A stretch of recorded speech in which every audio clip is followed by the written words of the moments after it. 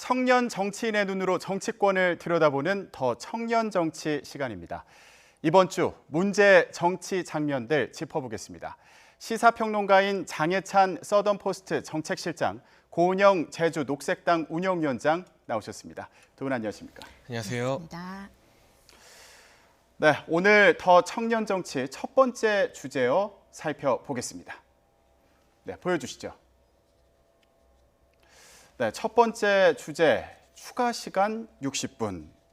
어제 청와대에서 진행된 문재인 대통령과 여야 5당 대표 회동 사진이 보이고 있습니다.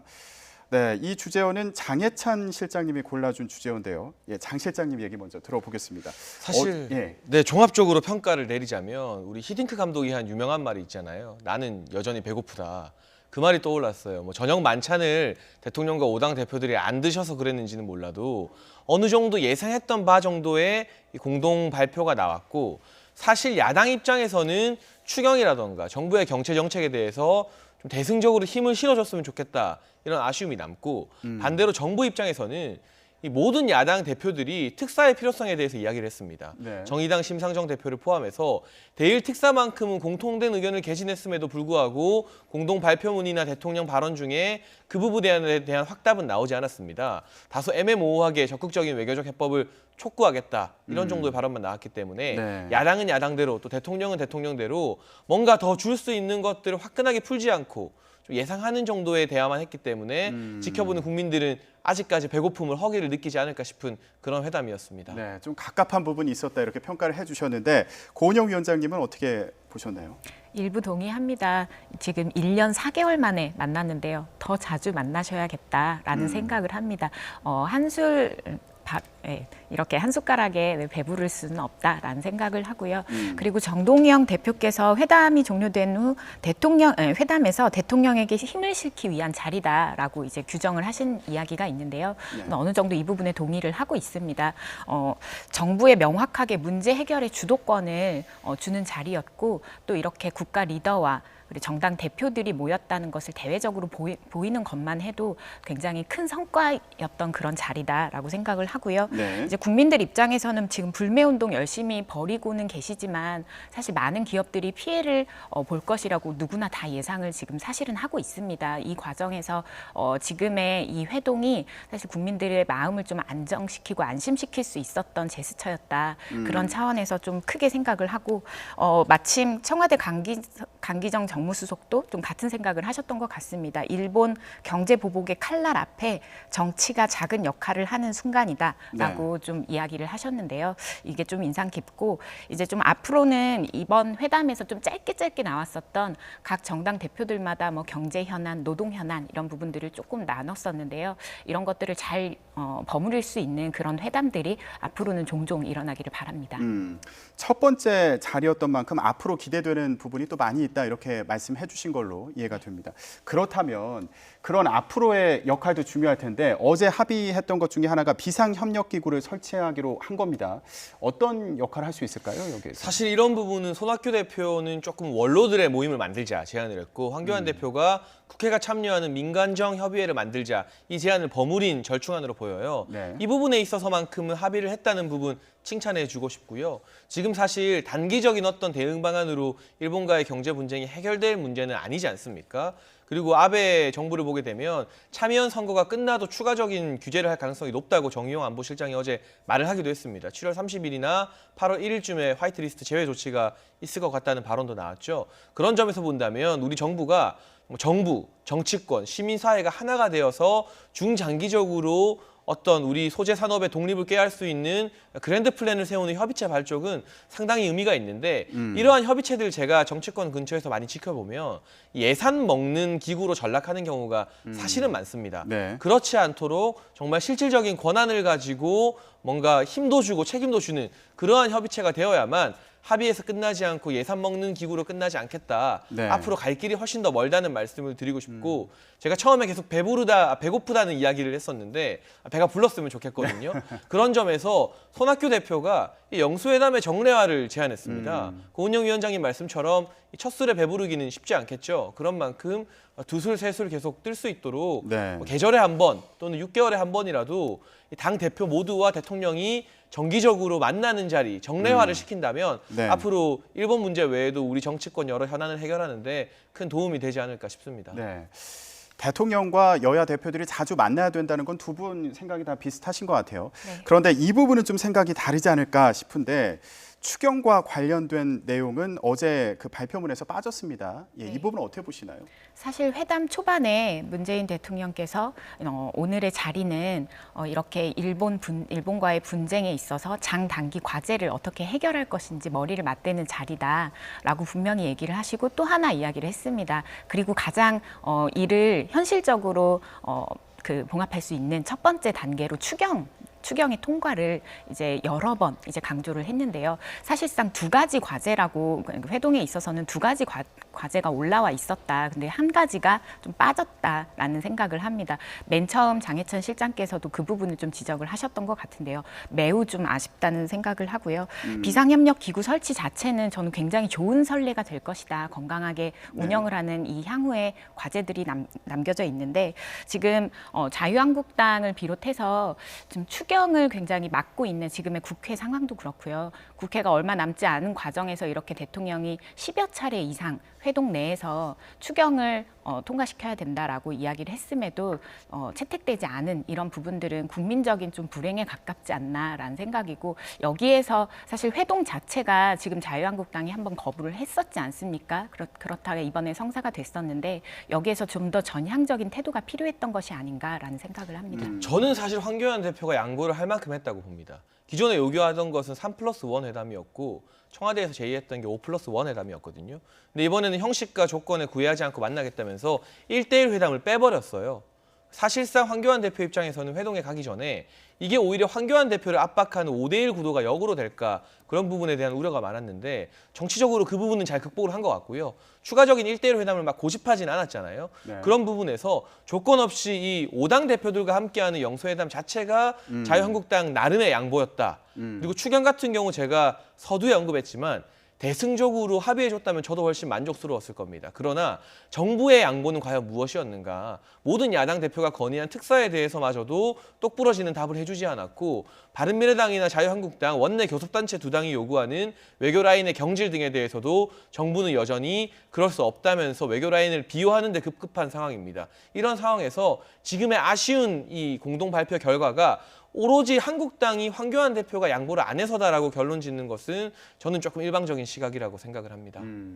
그런데 이건 좀 부수적인 얘기일 수도 있겠는데 저녁 만찬을 하자고 대통령이 제안을 했는데 황 대표가 거절을 했다. 뭐 일정상의 이유로요. 이런 얘기도 있더라고요. 이 부분은 어떻게 보세요? 좀 아쉽다 이런 평들도 있던데요. 근데 사실 중요한 의제 당초 2시간 넘겨서 3시간 가까이 논의가 됐잖아요. 그 상황에서 굳이 뭐 식사를 하면서 다른 이야기를 더 나눌 만한 의제가 남아 있었을까 하는 생각이 들고요.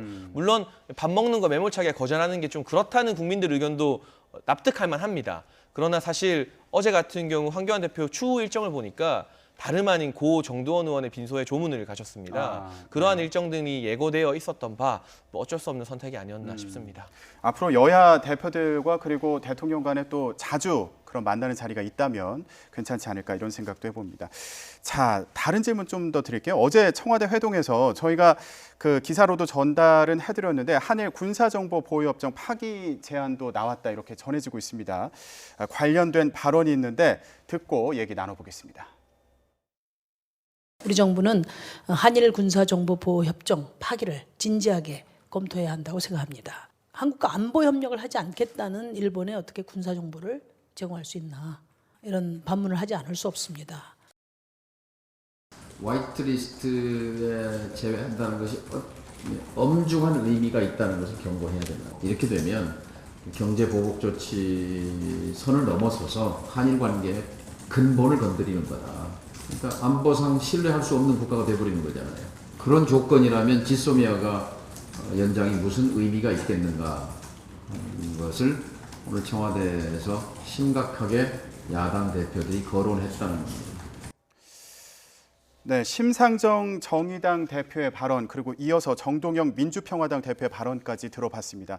지금 일본의 그 무역보복 조치에 맞서서 군사정보보호협정을 파기해야 되는 거 아니냐 이런 제안이 있었던 상황인데 이런 제안에 대해서 일단 어떻게 생각하시나요? 뭐 내용적으로는 사실 일본에서 굉장히 강성의 태도를 취하고 있기 때문에 내용적으로는 이렇게 말씀을 하실 수 있다라고 생각을 합니다. 하지만 분명히 짚어야 될 것은 진지하게 검토해야 된다라는 심상정 의원의 말인데요. 네. 파기하자고 지금 당장 이야기하고 있는 것은 아닙니다. 지금 협정 검토까지 이렇게 들어가는 장기화 국면은 양국 국민에게 모두 다 좋지 않습니다. 굉장히 안 좋은 수인 것을 심상정 대표 그리고 그 평화당에서도 모를 리가 없다라는 네. 생각을 하고요. 이런 발언들은 사실상 어떤 지금 군사적 긴장까지 촉발시킬 수 있는 장기적으로 좋지 않은 수다라는 생각을 하고요. 그리고 외교 라인을 통해 일본에 전달되어야 할 메시지만 지금 잘 전달하면 되겠다라는 생각을 합니다. 네. 이런 것들이 계속 재생산되다 보면 지금 미국에서도 그 부분에 대해서는 지금 좀 진정을 시키는 메시지가 계속 좀 나오고 있는데요. 협정을 이제 뭐 지키는 그런 메시지를 좀 보내고 있는데 네. 지금 사건 이런 사안들이 장기화되는 국면을 막는 것이 정치권의 1번 숙제로 좀 상정을 해두고 발언을 좀 조심하셨으면 하는 생각이고요. 좀 바람이 있다면 지금의 무역 분쟁이 해결되면 추후에 사실 저희가 일본과 국경을 맞댄 그런 이웃 국가 아니겠습니까? 네. 그래서 상호 이런 군사적 긴장을 촉발시키는 이런 일들을 벌이기보다는 군축에 대한 논의 그리고 기후 위기에 대한 안보 대응 이런 것들을 공동으로 논의하는 그런 정치권이 됐으면 좋겠습니다. 네. 일단 그 대표들의 얘기를 들어보면은 정용 안보실장이 상황에 따라 검토가 가능하다 이렇게 얘기를 한 것으로 전해졌는데 청와대 추가 설명을 보면 원론적인 답변이었고 군사정보보호협정과 일본의 무역보복 조치는 연계되어 있지 않다. 연계해서 검토하고 있지 않다. 이런 입장을 다시 한번 밝혔습니다. 사실 네. 자유한국당과 바른미래당 등의 야당이 주장하는 게 대안 없이 국민 감정 자극하지 마라. 차분하게 외교적 대응을 하자는 거잖아요. 청와대에서도 이 협정을 왜 유지하고 싶어 하겠습니까? 이거 사실 박근혜 정부에서 체결했을 때 문재인 대통령이 야당 대표이셨지 않습니까? 그 당시 야당인 지금의 민주당에서 반대했던 협정입니다.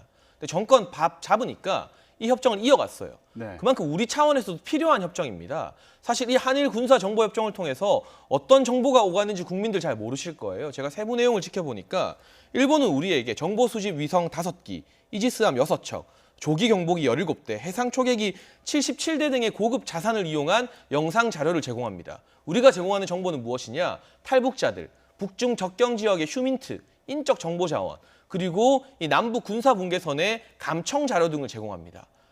누가 더 이익을 보고 있는지 따져봤을 때 우리가 이 군사 정보 보호 협정을 폐기한다고 나서자 일본이 경고를 느끼고 이거 우리에게 불리한 거다라고 말할 만한 협정이 아니라는 거죠. 서로 윈윈하는 협정이고 우리 정부도 이 협정의 필요성을 인정하기 때문에 오죽하면 야당일 때 반대했던 협정인데 정권 잡고 다시 유지하겠습니까? 이런 부분은 국익의 기초에서 실리의 기초에서 좀 차분하게 언급해야지 당장 국민들에게 인기를 얻고자 반일 감정 자극하면서 이 지오시마 폐기하겠다 이렇게 나서는 건 저는 너무나 책임감 없는 태도라고 보고요. 그런 부분에서 청와대의 추가 해명, 원론적인 답변이었을 뿐이다. 안보 문제와 경제 문제는 분리해야 된다. 이러한 해명이 굉장히 적절했다고 생각합니다. 네, 알겠습니다.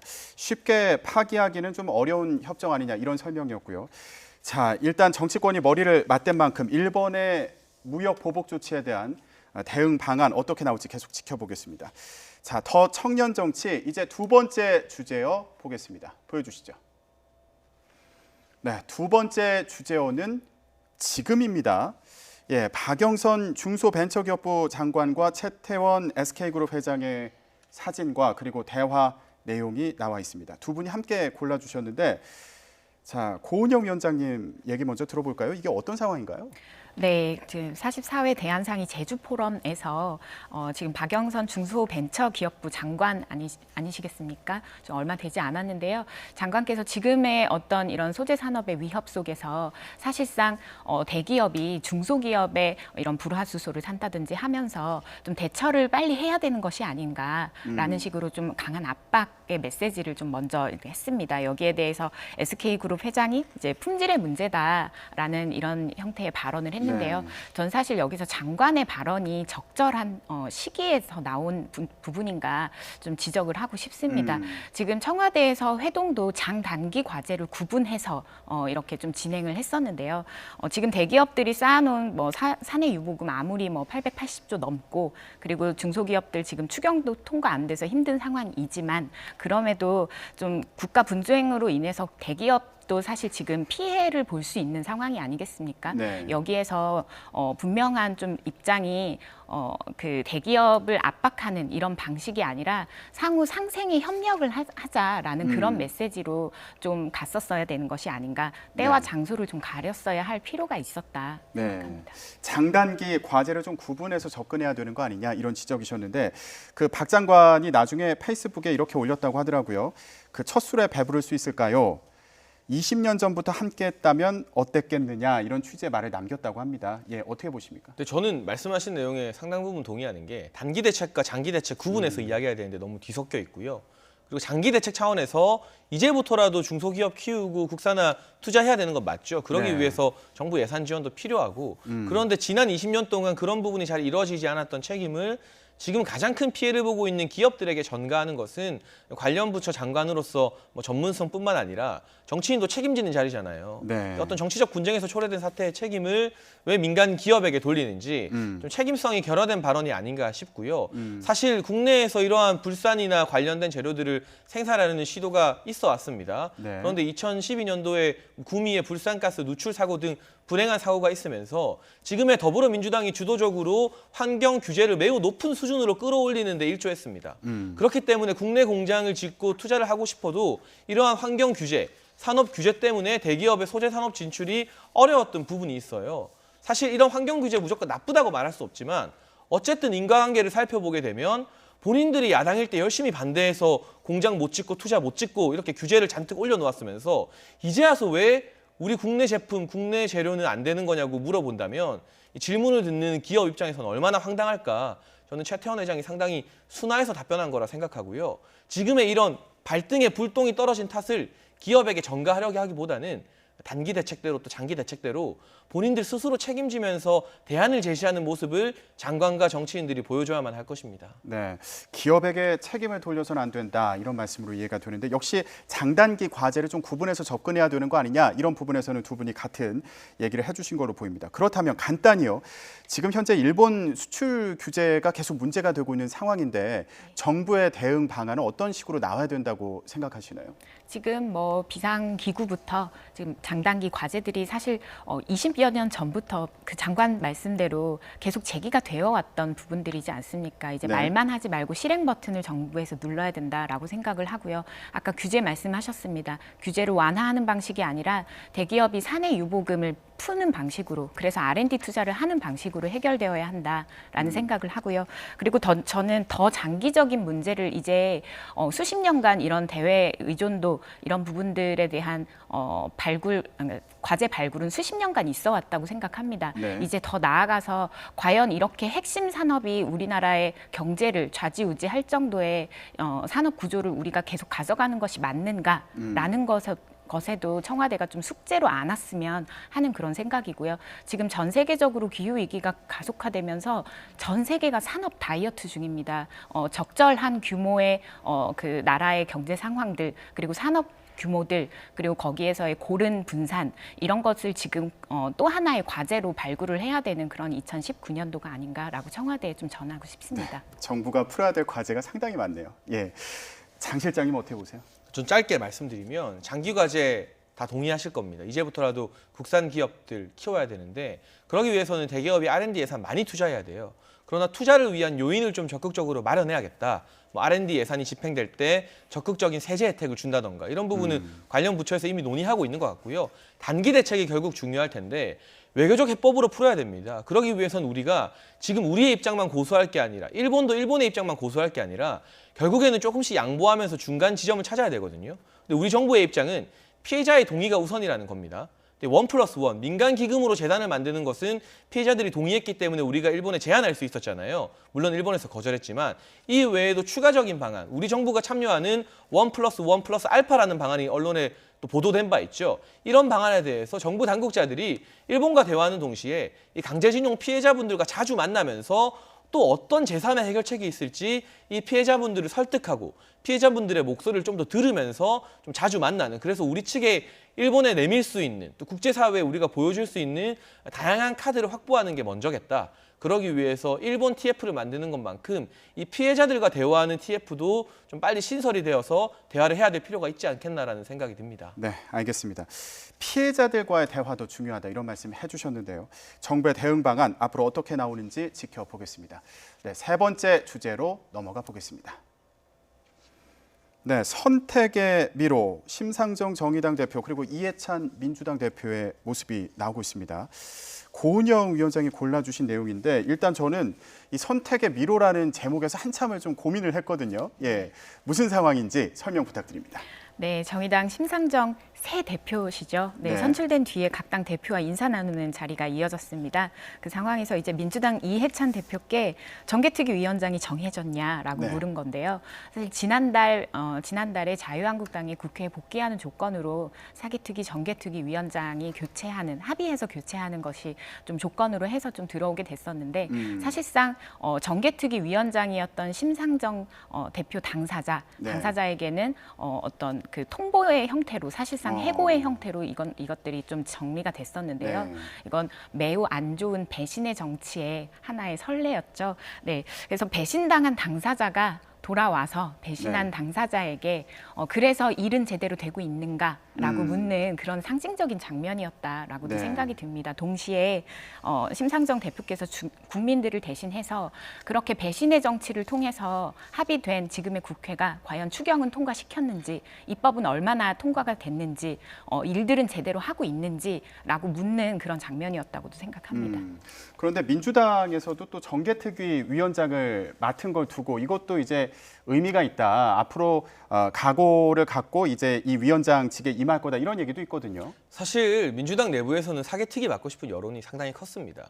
공수처법이라던가 검경수사권 조정이 문재인 정부의 수건 아니겠습니까? 그러한 수건을 다루는 사개특위 위원장 자리를 한국당에 내주는 것에 대한 반발 기류가 왜 없었겠어요? 그러나 저는 사실 정상적인 교섭단체 간 협의로 이루어진 특위위원장 교체에 정의당이 지나치게 반발하면서 거기에 민주당이 좀 끌려간 것 아닌가.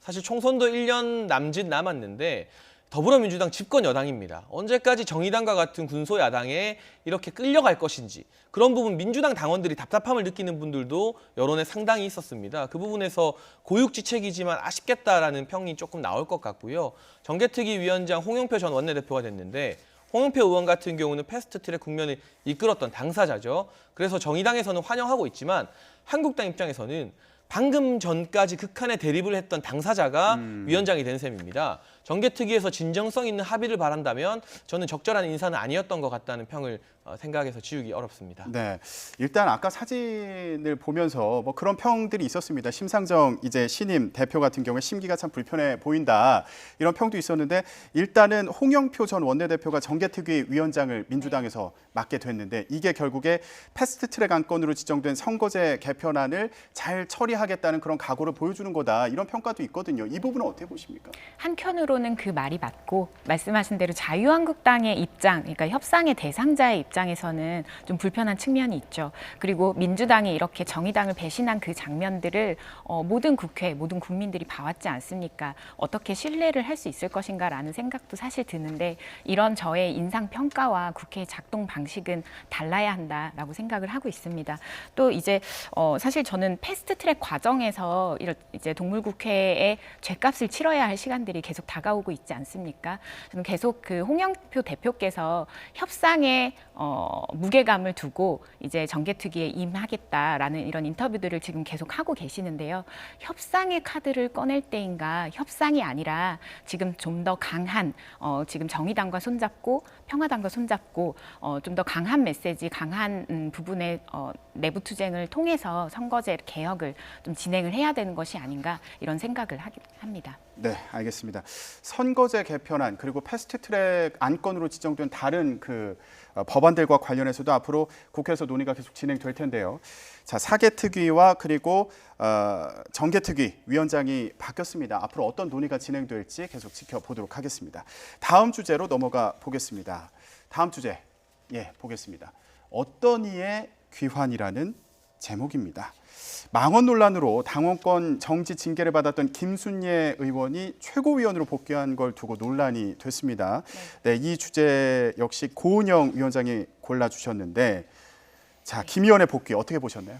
당권 정지 기간이 끝나고 이제 복귀를 하신 건데요. 복권이 되신 건데 그 전에 맡았던 당직인 최고위원직 그대로 맡으셨습니다. 법적 근거가 없다는 이유인데요. 사실 내부의 상벌 규정이 명확하지 않았던 것이 아닌가라는 생각도 하고 그리고 지금 국회 윤리위라든지 국회 내에 자정 기능이 전혀 없고 오히려 지난달 행정부 청와대를 통해서 국회의원 국민소환제 해야 된다라고 행정부를 통한 견제를 받았던 자존심이 상하는 상황까지 연출이 된 이런 상황입니다. 그럼에도 이렇게 좀 제대로 마무리되지 않은 국면들이 계속 이어지고 있는데요. 여기에 대해서 국민들이 과연 동의하실까라는 생각이고 마지막으로 황교안 대표께서는 법조인 출신 아니십니까? 이렇게 관례, 판례 이런 사례가 생긴다는 것이 얼마나 안 좋은 것을 남기는가 분명히 알고 계실 텐데도 이런 결정들을 하게 된 데에 좀 유감을 표합니다. 어떤 입장이신가요? 제가 한국당 관계자들 이야기를 들어보니까 내부적으로는 김순례 의원 최고위원 복귀 안 된다는 여론이 훨씬 더 높았다고 하더라고요. 그래요? 그런데 당원 당규에 이 징계로 인해서 최고위원직을 박탈할 만한 근거가 없었다고 합니다.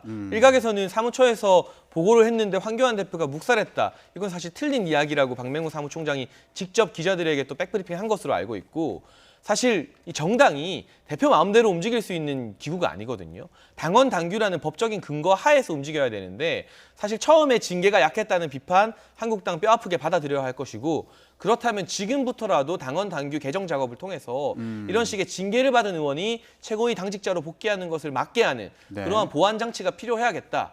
그리고 아무리 당원 당규에 근거돼 있지 않다고 해서 최고위원 복귀를 허락하긴 하지만 국민들의 시선이 곱지 않다는 것만은 자유한국당도 분명히 명심해야 될 것 같고요. 저는 황교안 대표 상당히 권위적인 이미지가 있었지만 당내 운영을 민주적으로 한다는 평가가 많아요. 그런데 이런 문제에 있어서만큼은 오히려 차라리 제왕적 총재 시절처럼 내가 책임지고 아닌 건 아니게 잘라버리겠다.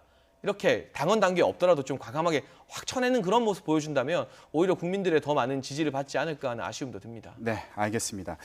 자, 당원 당규에 따른 결정이었다. 하지만 국민의 시선도 의식해야 된다. 이런 평가를 해주셨습니다. 네, 그러면 다음 주제 함께 보겠습니다. 네, 이대로 안녕.